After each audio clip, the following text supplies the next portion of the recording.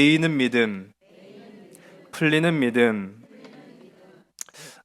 뭔가에 매여 있다, 붙잡혀 있다라고 하는 거죠. 그러면은 어떨 때는 굉장히 부자연스럽고 부자유하고 또 답답함을 느낄 때가 있습니다.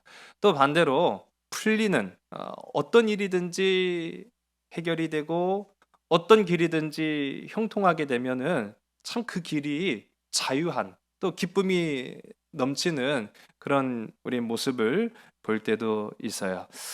참 아주 유명한 예화 중에 하나인데, 공무원 요즘 뭐 공무원 시험 같은 경우도 이제 다시 재기할 것 같더라고요. 보니까 시험이 그동안 이제 질병 때문에 늦춰지고 막 하다가 이제 좀 완화되면서 시험도 다시 지금 이루어진다, 뭐 그런 얘기를 들었는데, 공무원 시험에 합격해서 면사무소에 처음 출근하는 청년이 있었답니다. 얼마나 기뻤을까요? 또 한편으로 얼마나 떨렸을까요? 이제 첫 출근을 하니까 긴장도 되고 또 막 설렘도 있고, 그래서 이제 오전에는 그 이제 근무하는 것들을 옆에서 보면서 또 배우면서 그렇게 있었는데, 점심시간이 되니까 이 직원들이 먼저 식사를 하러 간 거예요. 그리고 이제 막 첫 출근을 한 이 신입 직원한테 자리를 지키라고 이제 맡긴 거지요. 점심시간을 외로이 홀로 이렇게 딱 자리를 지키고 있는데, 문을 삐그덕하고 열더니 어떤 할머니 한 분이 이제 들어오시는 거예요. 긴장이 된 거지. 아유, 내가 처음 상대될 이제 대상이 된 거예요. 할머니인데, 이 할머니가 이 얼굴에 이 근심이 어린 표정을 가지고 오시는 거죠. 그래서 아유, 할머니 어떻게 오셨어요? 라고 여쭤봤더니, 아유, 사망 신고하러 왔시오. 그러는 거예요. 사망 신고하러 왔시오. 이, 이 청년이 첫 출근인데다가 업무를 옆에서 지켜만 봤지 해본 적은 없어요. 그 이거를 어떻게 응대를 해야겠는데, 이거 뭐부터 얘기를 해야 되지? 라고 하다가 탁 튀어나온 말이, 그럼 본인이신가요? 근데 할머니가 대답을 못 하고 있는 거예요. 이 청년도 당황하고 할머니도 당황하고 정적이 조금 흐르더니 이 할머니께서 하시는 말씀이, 그럼 본인이 와야 돼요? 그러셨다는 거죠. 어떻게 보면은 맞는 말은 맞는 말이에요. 예, 맞는 말이지만, 아니, 사망한 사람이 어떻게 옵니까? 우리가 이런 걸 보면은 때로는 맞는 것이 다 맞는 것은 아니다. 맞는 것이 다 맞는 것은 아니다라는, 어떻게 보면은 조금 모순적인 그런 일들을 현실 속에서 마주할 때가 있더라 하는 것이지요. 제가 옛날에 경험이에요. 예전에 버스를 한 2시간을 타고 갈 일이 있어서 가는데, 옆에 어떤 한 점잖은 아저씨 한 분이 앉으셨어요. 그리고 2시간 동안 가다가 우연찮게 이야기가 시작이 됐어요. 그래서 대화를 하던 도중에 이분이 굉장히 선한 인상과 또 선한 그 말투로 이야기를 하니까, 보통 사람들 또 그런 이제 대화가 오고 가면은 우리 그리스도인들이라면 누구나 해볼 만한 그 생각이 있잖아요. 저 사람 교회 다닐까? 예, 그런 생각. 예, 그래서 이렇게 착한 사람이라면 교회를 다니면 정말 확실한 신자일 것이고, 다니지 않는다라고 한다면 전도에 범직한 그런 전도 대상자잖아요. 그래서 자연스럽게 어쩌다가 이제 대화가 진행되어서, 제가 마음속에 전도를 좀 했으면 좋겠다라는 마음이 있어가지고 교회 다니십니까? 라고 여쭤봤어요. 그랬더니 그분이요, 그 전까지는 아주 뭐 대화의 그 선함과 또 자연스러움이 묻어 있다가 교회를 다니시냐는 질문에 갑자기 얼굴색이 변하는 거예요. 그리고 정색을 하면서, 예, 저 졸업장 받았습니다. 그러는 거예요. 아니, 교회 졸업장 보셨어요? 교회 졸업장 받았다는 거죠. 이 이야기를 제가 모르니까, 무슨 졸업장 말씀하시는 거예요? 그랬더니 이제 자기의 사연을 얘기를 합니다. 과거 10년 전에 한 15년 동안 신앙생활을 잘 했다는 거예요. 자기 말이에요. 예? 본인의 고백으로 정말 열심히 했다는 거예요. 뭐 예배라면 예배, 행사라면 행사, 봉사라면 봉사, 헌신이라면 헌신, 빠지지 않고 열심히 했는데, 근데 열심히 했는데 아무 소용없더라는 거예요. 별거 아니더라는 거예요. 그렇게 15년 동안 열심히 봉사하고 헌신하고 헌금하고 예배를 드렸는데 그게 다 별거 아니더라는 거예요. 교회 일하면 할수록 아유 하라는 것만 많지 아유 질렸어요. 그러고 마시더라고요. 그래서 제가 궁금하잖아요. 그 뭔가 이유가 있을 테니까. 그래서 그 이유가 무엇인가? 아예 행사가 문제는 아닐 거 아니에요. 봉사가 문제는 아닐 거 아니에요. 예배 자체가 문제는 아닐 거 아니에요. 사람이더라고요. 사람한테 질렸습니다. 제가 너무너무 안타까운 거예요. 이분은 메이는 믿음이 있구나. 메이는 믿음이었구나. 결국은 교회를 다니면서 자기 열심히 빠져서 예배를 드리고 봉사를 하고 헌신을 하고 헌금을 드렸으나 그것만 봤지. 그러다가 사람에 치여서 상처를 받고 낙심하고 질려버린 거예요. 근데 그렇게만 했지 그 15년 동안 주님을 보지 못한 거예요. 결국 그의 믿음과 그의 신앙과 그의 삶 속에는요, 메이는 믿음만 가지고 있다가 끝나버렸다라는 사실이죠. 여러분 어떻게 생각하십니까? 우리도 그렇잖아요. 뭔가 해야 할 것 같고 뭔가 한 것 같고. 제가요 행사 중심의 교회가 있어요. 행사 중심의 교회는요 뭐 매달 행사가 그냥 빠짐없이 있어요. 그런데 그 행사를 하는 데는 그만한 이유가 있어요. 그러면 결속력이 있어지는 거예요. 그 행사를 통해서 여성교회, 남성교회, 뭐 속회, 뭐 할 것 없이 결속을 해가지고요 그 행사를 위해서 매진합니다. 교회에 모입니다. 그러면요 솔직히 말해서 그런 행사하면은 힘은 들지런정 즐거워요. 예, 뭔가 좀 했다라는 뿌듯한 마음도 있고요. 그런데 그 행사 중심의 교회는 가만히 보면은요 행사를 안 할 수가 없어요. 왜? 그 맛을 아니까. 그렇게 안 하면 그들 안에는 기쁨이 없는 거예요. 뭔가를 해야만 한 것 같다라는 그 마음이 없어요. 그래서 행사를 계속 할 수밖에 없다라는 것이죠. 여러분 근데 이게 참 무서운 겁니다. 행사를 하지 말라는 게 아니에요. 근데 우리가 무엇을 봐야 하느냐가 참 중요하다는 거예요. 그 행사를 해야만 만족하고 그 행사를 해야만 뭔가 한 것 같다라고 생각한다면 그는 매여있는 그리스도인이 될 수밖에 없어요. 그렇게 해야만 뭔가 좀 한 것 같다라는 만족감이 내 안에 있는 거예요. 사단은요 이거를 교묘하게 이용해서 신앙과 무관한 일로 우리를 이렇게 하나님과 멀어지게 만드는 거예요. 행사는 하는데 정작 주님을 바라보지 못하니까 낙심이 찾아옵니다. 실망감이 밀려옵니다. 사람의 모습을 보고 실망하고 질려버리게 만듭니다. 그리고 빠이빠이 하게 만드는 거예요. 그게 졸업장 받았다라고 말하는 거죠.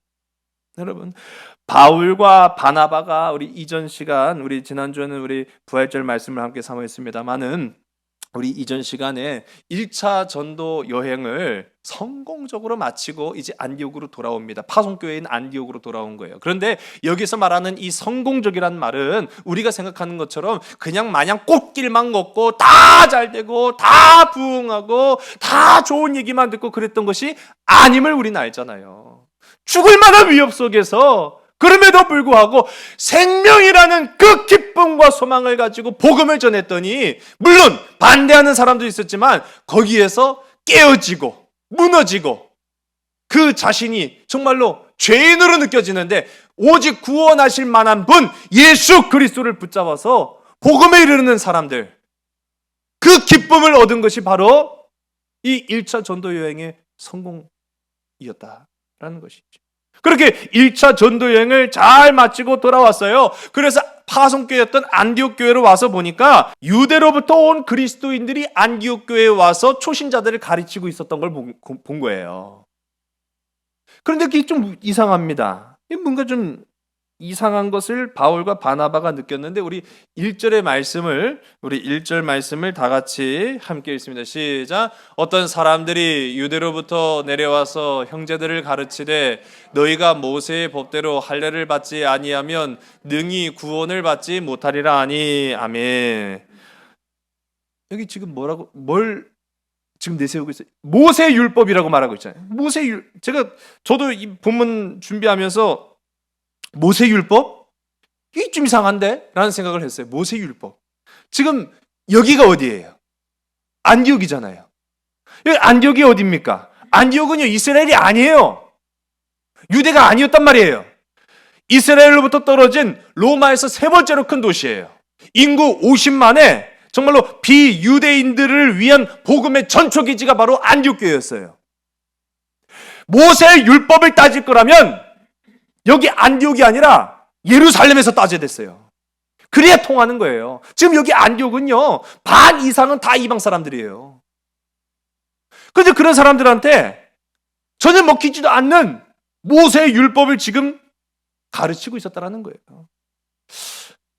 그리고 예수님께서 우리가 가만히 생각해 보면요, 여러분, 지금 이 사람들 다 그리스도인들이 아닙니까? 그리스도인이라는 것은 예수님을 따르는 사람들이라는 말이잖아요. 근데 이 예수님께서 어떻게 하셨는지를 우리가 알지 않습니까? 복음과 구원에 관한 이야기를 하실 때 단 한 번도 율법을 기준으로 하라는 조건을 거신 적이 없었잖아요. 그런데 이게 무슨 일이에요? 모세의 율법을 따라서 할례를 받아야 된다라고 지금 말하고 있어요. 5절의 말씀을 보겠습니다. 우리 다 같이 읽습니다. 시작. 바리새파 중에 어떤 믿는 사람들이 일어나 말하되 이방인에게 할례를 행하고 모세의 율법을 지키라 명하는 것이 마땅하다 하니라. 아멘. 여기도 재차 강조하고 있는 거예요. 여기 보니까 5절을 보니까요, 이 유대로부터 온 사람들 중에는 바리새파인도 끼어 있다라는 것을 우리가 알 수 있는. 근데 정통 바리새파라면 아예 그럴 수 없었겠죠. 근데 뒤에 좀 나왔지만 믿는 바리새파. 그러니까 바리새파였으나 중간에 예수 그리스도를 믿기로 결정한 바리새인들이었던 거예요. 그 사람들이 와서 재차 강조합니다. 구원을 받으려고 하느냐? 그럼 모세 율법을 따라라. 모세 율법을 따르기를 원하느냐? 그럼 할례를 받아라. 참 기가 막힌 얘기를 하고 있는 거죠. 여러분, 구원을 받는데 무엇 좀 해야만 할 것 같은 그런 마음, 우리는요 사실은 다 있어요. 우리 공짜는 없다는 얘기를 하잖아요. 공짜는 없어. 무엇을 받으면은요 거기에 대한 부담감이 있어요, 사실. 근데 우리는 구원 받았다라고 말하잖아요. 그러면 혹시 주변 사람들, 믿는 사람들 중에 우리 김 집사 구원 좀 만들었어? 구원 좀 많이 완성했어? 구원 좀 해가? 그렇게 말하세요? 아니면 구원 받으셨습니까? 그렇게 말하세요? 구원 만들었다는 말은 전 단 한 번도 들어본 적이 없어요. 아니, 어떻게 우리가 구원을 만들어가요? 어떻게 우리가 구원을 해내요? 우리는 구원을 해낼 수 있는 능력이 없는 사람들이잖아요. 우리는 구원을 전적으로 받을 수밖에 없는 사람들이라는 거예요. 그런데 그러면 우리가 뭔가를 해내지 아니하고 받는다라고 했을 때 물론 그 사람 마음에는요 부담감이 있어요. 공짜는 없는데 세상에. 받았으면은 뭐 받은 그 좀 뭔가 대가를 해야지. 그렇게 생각하는 것은 어떻게 보면 1차원적인 사고방식이에요. 인간의 아주 1차원적인 사고방식이라는 것이죠. 이번 부활절에 우리 교회 신천 권사 직분 2분 받으셨죠. 근데 뭐 우리 성도님들 모르시는 분들도 계시겠습니다만은 제가 조금 까다롭지만 이번 신천 권사 받으시는 2분한테 제가 좀 까다로운 부탁을 드렸어요. 제가 책을 드렸어요. 책 좀 보세요. 그리고 신앙 간증문을 꼭 써오세요. 신앙 간증문을 써오라고 제가 부탁을 드리고 또 시험 문제지를 드렸어요. 시험 보셔야 됩니다. 신약 25문제, 구약 25문제, 그런데 제가 시험 준비하세요라고 드린 문제는요, 200문제가 넘었어요. 시험을 치를 때 그 말씀을 먼저 드렸어요. 이 시험 못 봤다고 해서 권사 직분 안 줘! 그런 거 아니라고 제가 말씀드렸어요. 직분을 받기 위한 조건은 아닙니다. 다만 이제 내가 신촌권사로서, 명예권사가 아닌 신촌권사로서의 직분을 감당하기에 내가 성경을 얼마만큼 안다라고 하는 거, 그래도 이 문제 앞에 서면은요 다 겸손해지는 거예요. 교만해지는 사람 단 한 사람도 없습니다. 우리가 성경을 은혜로 받지 문제로 본 적은 단 한 번도 없었거든요. 문제로 보면 맞추기가 어려워요. 예, 다 겸손해지는 거예요. 제가 그걸 부탁을 드린 거예요. 말씀 앞에 우리는 늘 겸손해야 됩니다. 내가 아는 것 같지만 아는 게 아닙니다. 그래서 이제 시험도 치르고 해서 받으셨어요. 근데 만약 제가 직분 받으시길 원합니까? 그럼 뭔가 좀 보이는 걸 해놔야죠. 보이는 거 좀 해놓으십시오. 헌금해야죠. 작정하시고 헌금하셔야 됩니다. 또 무언가를 하셔야 직분 받습니다. 그러면 그렇지 않으면 안 됩니다. 그렇지 않으면 구원도 못 받습니다. 그렇게 되겠습니까? 물론 내가 기쁨으로 무언가를 하나님 앞에 드린다라는 거, 그건 좀 막을 길이 없다고 봐요. 하는 거 더 좋지요. 그거를 규율로, 법칙으로 그렇게 해놨다라고 하면 그것이 바로 지금 바리새인, 믿는 바리새인들이 주장하는 것과 다를 것이 무엇이 있겠습니까? 지금 문제를 일으킨 이 일부 유대인들, 성경에도 오늘 우리 5절에 나온 믿는 바리새인들, 아마 율법주의자일 확률이 매우 높다라는 거죠. 그들은 어떻게 된 거냐 하면 그들의 토대는 율법주의 위에 그들의 삶이 얹어져 있는 거예요. 그것만 바꿔놓은 거예요. 율법주의는 여전히 그대로인데 그 위에 예수 그리스도라는 말씀만 얹어놨을 뿐이지 그 안에는 여전히 율법주의가 막 흐르고 있었다라는 거예요. 제가 영화 한 편을 봤어요. 포드 v 페라리. 못 보신 분들은 보셔도 좋습니다. 아주 좋은 영화인 것 같아요. 포드와 페라리는 미국과 이탈리아를 대표하는 아주 자동차 회사로 우리가 잘 알고 있지요. 근데 이 영화의 배경은 1965년입니다. 이 1965년 미국은요, 2차 세계대전이 지난 이후에 또 다른 전쟁을 하고 있었던 거예요. 근데 그 전쟁은 어떤 전쟁이냐? 무기로 막 사람을 살상하고 죽이는 그런 전쟁이 아니라 산업 전쟁을 하고 있었던 거예요. 국가와 국가 간에 막 산업 전쟁을 하는 거예요. 그 최첨단 기술로 만들 수 있는 그 제품을 가지고 경쟁을 하는데 그 선두주자의 선 게 바로 자동차였어요. 누가 더 자동차를 잘 만드냐, 누가 더 멋있게 만드냐, 누가 더 빠른 자동차를 만드냐 하는 것을 이제 각축전을 벌이고 있었던 바로 그때에 포드는요, 잘 팔려갖고 부자만 되면 그만이지, 뭐 그런 생각을 가졌던 것 같아요. 멋있고 잘 나가는 차가 아니라 그저 대중적인 차를 만들자라고 했던 것이 이 포드 자동차의 주장이었습니다. 그런데 점점 경쟁사에 밀리고 있다는 걸 느꼈어요. 그러니까 점점 위기감을 느낀 거예요. 앞으로 지금은 우리가 돈 잘 벌고 미국을 대표로 하는 큰 자동차 회사지만 점점 나중에 가면 갈수록 우리보다 더 멋있게 만드는 차, 우리보다 더 빨리 달리는 차를 만드는 경쟁사에 우리가 질 수도 있겠다라는 위기감을 갖고, 그래 우리도 그러면은 경주용 자동차를 만들어서 우리 자동차도 빨리 달린다 라는 거를 좀 보여주자라고 해서 이제 경주용 자동차를 만들려고 해요. 그런데 보면은 포드는 단 한 번도 경주용 자동차를 만들어 본 경험이 없어요. 이 경험이 굉장히 중요한 거죠. 그러니까 경험이 없었기 때문에 거기에서 오는 이 어려움은 이만저만이 아니었습니다. 더군다나 막상 경주를 하려고 보니까 그 경기 규정이라는 것이 얼마나 까다로운지 그게 매번 그들의 발목을 붙잡는 거예요. 경기 규정이. 아무리 차를 잘 만들면 뭐합니까? 경기 규정에 걸리면은요, 아예 출전 자체를 못하는 거죠. 영화는요, 처음부터 이러한 터무니없는 규정에 대한 모습들을 보여주는데, 한 예로 이 경기에 출전하려고 했더니 그 경기를 운영하는 사람이 각 차마다 이렇게 규정이 맞는지 안 맞는지 이렇게 보는 거예요. 딱 보더니 이 차는 규정에 어긋나서 경주에 나갈 수 없습니다. 그러는 거예요. 아니 뭐가 잘못됐냐고. 따졌더니 경주용 차는 트렁크에 어느 정도 물건이 들어갈 수 있는 용량이 있어야 되는데 이 차는 너무 작아서 안 됩니다. 여러분 맞다고 생각하세요? 경주는 말 그대로 달리는 거잖아요. 달리는 거랑 트렁크 용량이랑 무슨 상관이 있어요? 아무 상관없는 것 같고 발목을 붙잡는 거예요.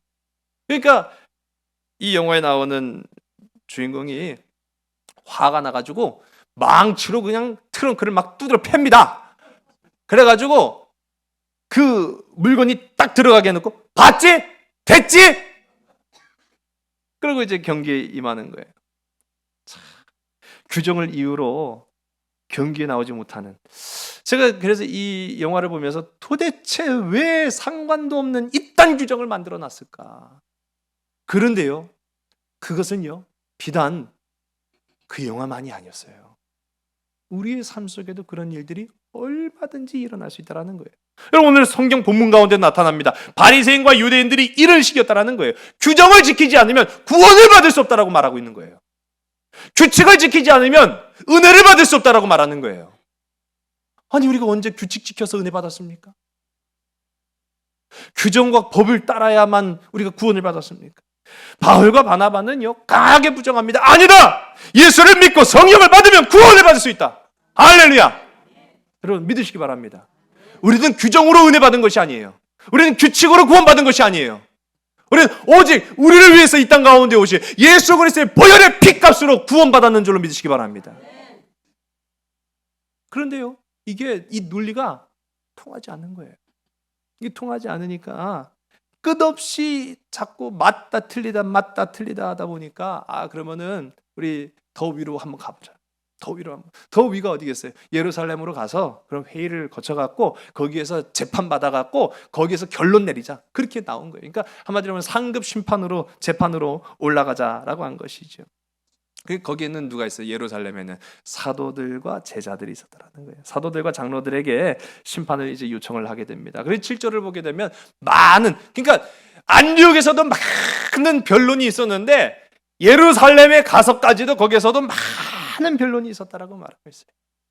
이제 그러나 그 자리에서 베드로가 그 두 부류의 규칙을 지켜야 된다라는 것과 오직 은혜로 구원을 받는다라는 사람들의 의견을 다 듣습니다. 다 듣고 나서 베드로가 딱 일어서서 결론을 내려요. 우리 11절의 말씀 우리 함께 있습니다. 시작. 그러나 우리는 그들이 우리와 동일하게 주 예수의 은혜로 구원받는 줄을 믿노라 하니라. 아멘. 할렐루야. 우리 또한 마찬가지인 줄로 믿으시기 바랍니다. 이방인들이나 우리나 전 세계 모든 인류 모두에게 주 예수의 은혜로 구원받는 줄로 믿으시는 저와 여러분 우리 모두가 다 되길 간절히 소원합니다. 주 예수의 은혜가 뭐예요? 성령이에요. 성령을 제대로 받으면 구원받는 데는 아무런 문제가 없다라는 거예요. 어떤 조건을 이루어야만 되는 것이 아니라 뭘 해야만 만족이 되는 것이 아니라 성령을 받으면 된다라는 것이죠. 베드로가 자신의 경험을 이제 이야기를 하는 거예요. 오늘 우리가 본문 가운데도 나왔습니다만은 이 베드로의 경험은 바울과 바나바의 경험이기도 하고요. 오늘 우리의 경험이기도 한 거예요. 베드로는 지난 우리가 읽은 말씀 가운데 보면 욥바 그 무드장이 집에 숨어 있었잖아요. 발각되면 죽임을 당하니까 숨어 있었는데 누구를 만납니까? 환상 가운데 고넬료에게 말씀하신 하나님께서 야 고넬료야 지금 너에게 필요한 것은 성령이고 말씀인데 그 말씀과 성령을 받기 위해서는 베드로를 청해라. 그 베드로가 어디 있습니까? 욥바에 있다. 그래서 두 아들을 보낸 거예요. 베드로는 깜짝 놀랐어요. 자기가 여기 있다라는 걸, 숨어 있다라는 걸 누구에게도 말한 적이 없는데 그것도 더군다나 백부장 고넬료의 부하들이 자기를 어떻게 그렇게 기가 막히게 알고 찾아왔는지 몰랐잖아요. 오직 하나님만이 아시는 일이지. 그런데 그 일이 있기 전 베드로가 옥상 가운데 기도할 때 어떤 환상을 봤는지 우리 다 나누지 않았습니까? 하늘에서 보자기가 내려오는 거예요. 하늘에서 보자기가 내려서 딱 보니까 그것은 유대인들이 부정하다라고 말하는 음식이었어요.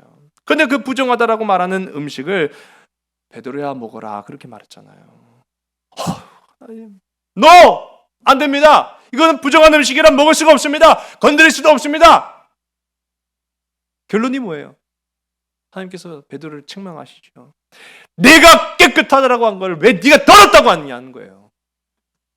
베드로는 여기서 완전히 깨진 거예요. 이방인들에게도 하나님은 구원의 문을 열어주셨고, 이방인들에게도 하나님은 사랑의 문을 열어놓으셨구나. 이방인들에게도 하나님은 오늘도 우리를 향한 마음과 동일하게 축복의 문을 열어놓으셨구나. 사랑하는 여러분, 오늘 그 대상이 바로 나인 줄로 믿으신 여러분 되시기 바랍니다. 믿음에 있어서 우리는 그래서 확실해야 되는 거예요. 그렇게 확신하지 않으면요, 우리는 앞서도 말씀드린 것처럼 제가 처음에 우스갯소리로 드린 예화 있지만은요, 우리도 그럴 수 있어요. 사망신고하러 왔다니까 본인이세요? 본인이 어떻게 와요? 그럼 본인이 와야 돼요? 규정이 그런데요. 믿음도 우리가 그렇게 말할 수 있다라고 하면은 어떻게 생각하십니까? 말도 안 돼. 그런데 우리도 그럴 수 있다라는 거예요. 여러분, 매여서, 그 규정에 매여서 질질 끌려다니지 않고 구원의 기쁨으로 풀리는 자유한 우리 모든 믿음의 지체들이 다 되기를 주의 이름 간절히 소원합니다. 그럼 그것이 무엇이냐? 네가 죄인 된 것을 인정하고 예수 십자가를 믿음으로 구원받는 것이지, 다른 조건은 하나도 없다라는 거예요. 하나도 없다라는 거예요. 19절의 말씀을 우리 보겠습니다. 우리 다 같이 읽겠습니다. 시작. 그러므로 내 의견에는 이방인 중에서 하나님께로 돌아오는 자들을 괴롭게 하지 말고. 아멘. 이 말은요, 야고보가 한 말이에요. 앞서 하나님의 은혜로, 주 예수의 은혜로 우리는 다 구원받았지, 모세의 율법을 지켜서 할례를 받았다고 해서 구원받은 것은 아니다. 베드로가 선포를 했잖아요. 자, 여러분, 이거 우리가 또 한편으로 생각해 보면은 할례는 누가 받습니까? 남자가 받습니까? 여자가 받습니까? 남자가 받는 게 할례예요. 뭐 이상한 얘기 같은데 그건 아니에요. 성경에 나온 얘기를 그대로 말씀드린 거예요. 할례는 남자가 받는 거예요. 그러면 할례를 받지도 못할 여인들은 어떻게 돼요? 구원의 대상에서 아예 제외가 되는 거예요. 우리가 그런 측면으로 보면은요, 여기는 엄청난 문제가 있다는 걸 알게 되는 거예요. 그런데 바리새인과 소수의 유대인, 그리스도를 믿는다라고 말하는 유대인들은 그럼에도 불구하고 모세의 율법을 지켜야 된다라고 주장을 하고 있는 거예요. 베드로의 말을 듣고 첨언을 하는 거죠. 부연 설명을 하는 거예요. 야고보가 딱 일어나서 야고보 사도가 말하기를, 그래, 하나님께로 돌아오는 자들을 더 괴롭게 하지 말아라. 더는 고통스럽게 하지 말아라. 더 무거운 짐을 지우지 말아라. 오직 예수 그리스도의 십자가의 멍에만 우리가 져야지, 거기에 따른 규정과 규율과 법칙과 그런 것으로 그들을 괴롭게 하지 말아라 말하고 있어요. 여러분, 예수를 믿어보려고 하는 사람들이 우리 주변에 얼마나 많은 줄 아십니까?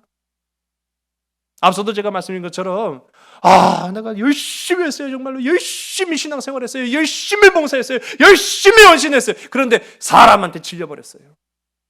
사람한테 질렸다는 거예요. 돌아온 자들을 괴롭게 하지 않는 저와 여러분들에게 주의 이름 간절히 소원합니다.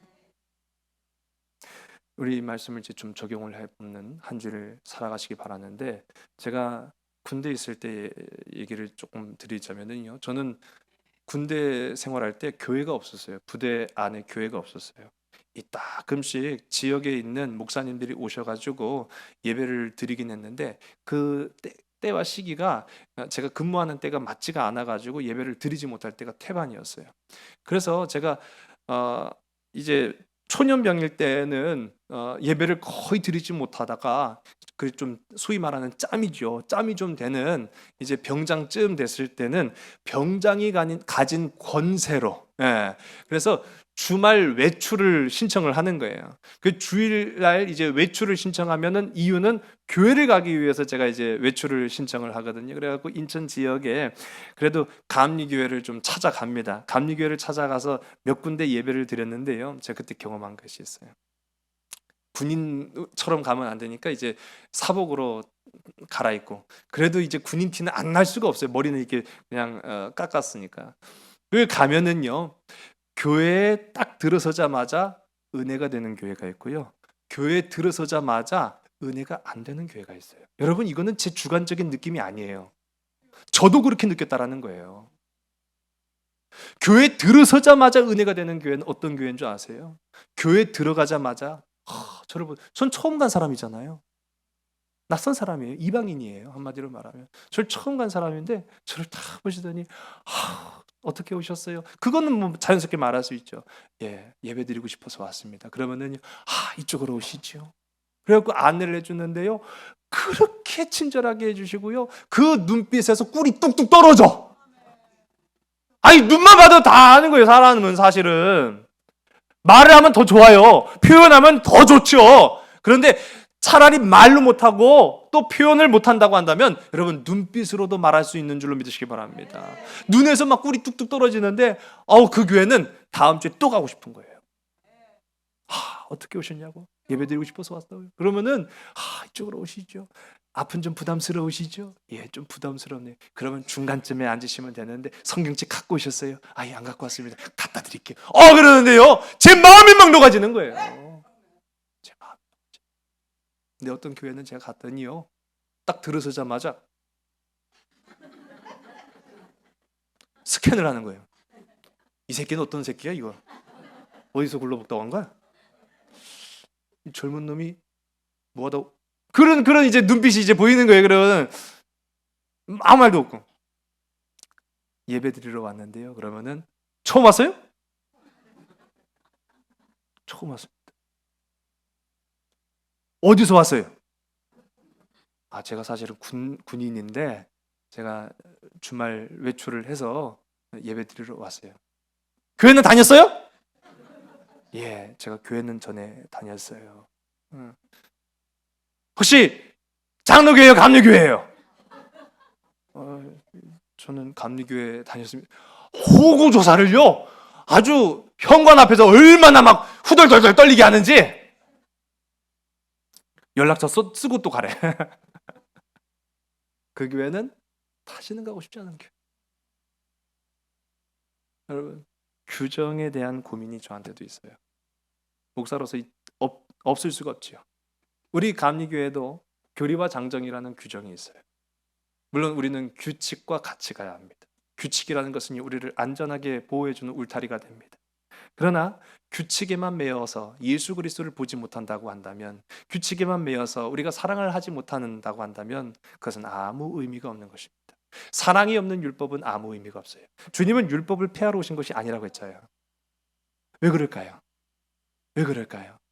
율법의 본래 의미는 사랑이었기 때문인 것입니다. 사랑한다면 율법은 지켜야 합니다. 사랑하지 않는다면 그 율법은 아무 의미가 없는 것입니다. 초대교회도요, 사실 엄격한 규율이 존재했어요. 2세기경에 쓰여진, 제가 우리 소식지에도 있었던 히폴리투스의 사도전성이라든지 디다케라든지 2세기에 쓰여진 초대교회 문서 가운데도 보면은요, 초대교회 율법이 굉장히 엄격했다는 걸 알 수 있어요. 세례요, 아무나 못 받아요. 3년 이상 훈련을 받는 자에만 세례가 허용이 됐어요. 그 정도라고 한다면 결코 쉬운 것은 아니죠. 그런데 그 모든 규칙과 그 모든 규율은 무엇을 위한 것이냐? 사랑을 위한 것이었다라는 거예요. 그리스도의 구원을 위한 것이었다라는 사실이죠. 여러분, 즉 모든 어떠한 상황에서도 복음이 우선인 줄로 믿으신 여러분 되시기 바랍니다.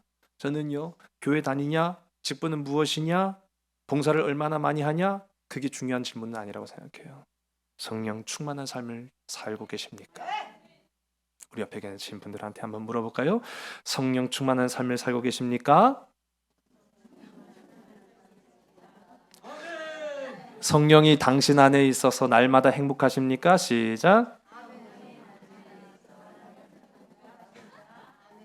할렐루야. 그렇게 될 줄로 믿습니다.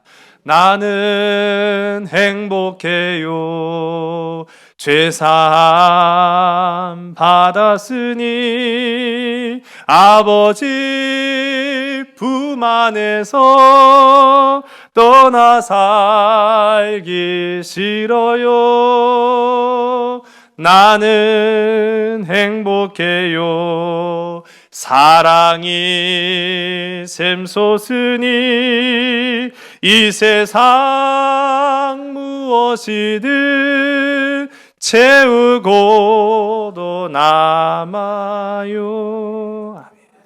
여러분, 규율이 아니라 성령이 충만하면은요 채우고도 남는 줄로 믿으시기 바랍니다. 여러분, 한 주에 살아가면서 성령의 주신 기쁨으로 주변을 밝힐 수 있는요 아름다운 그리스도인들 되기를 원합니다. 그것이 중요한 거예요. 그것이 오늘 우리가 붙들어야 되는 거예요. 그것이 우리를 자유롭게 한다라는 사실이지요. 그 자유함 속에서 살아갈 수 있는 복된 저와 여러분, 우리 모든 믿음의 지체들 다 되기를 주님의 이름으로 간절히 소원합니다. 기도하시겠습니다.